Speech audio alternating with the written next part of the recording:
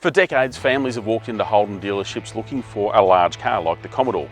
These days, families want SUVs. And if you've got a big family, you want a big SUV.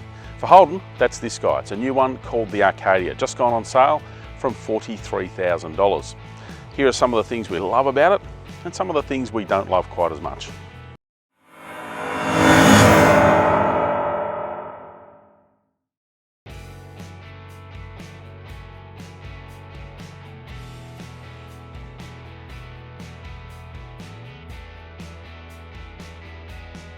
So first up, the things we love. Number one, value.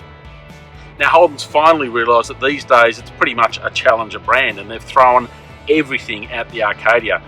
You've got to look pretty hard to find things that are missing. Things like maybe a head-up display is about it.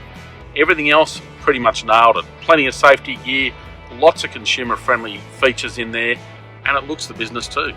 Combined with a 5-year warranty, it certainly makes a compelling case in what is a pretty busy market segment.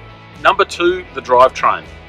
Now in isolation, the V6 is decent, it's not brilliant, but when it's matched to that 9-speed automatic, it does a beautiful job. It's a really nice pairing. They shift well together, it's smooth. Number three, the space. Sure, the Acadia is out of America, but even so, they've packaged it really nicely. You've got heaps of leg room in the middle row there. Plenty in the third row. If you need to pop adults in the third row, you can. There's also good luggage space, so a cleverly packaged interior with some good, thoughtful storage options along the way.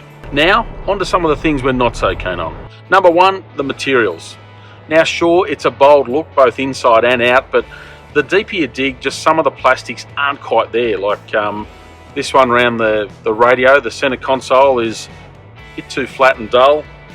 Some of these wood grain, sort of faux wood grain finishes, it's almost like they're trying to be wood grain, but they're not quite, and it doesn't quite do it for me. Number two, the design, or at least parts of it. Now, yes, it's got that stocky butch look, and overall it works. It is a pretty bold look, but the grille, I'm not completely sold on. It sort of looks a little bit like pouting lips. And there is the occasional element that hasn't quite made the transition to right-hand drive. The perfect example is this exterior mirror.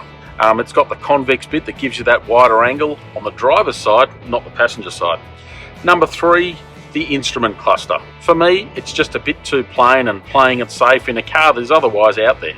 You can probably tell I am nitpicking a bit with some of those negatives. They are not deal breakers by any stretch, and the positives, the bits we like, are certainly way above. This is an impressive car. It's certainly towards the pointy end of that 7-seat SUV class. So there's a quick look at the Holden Acadia. Now it's not going to take over Australian car parks overnight, but it's by far the most impressive Holden they've done in years, in part because it's sensibly priced, sharply priced even.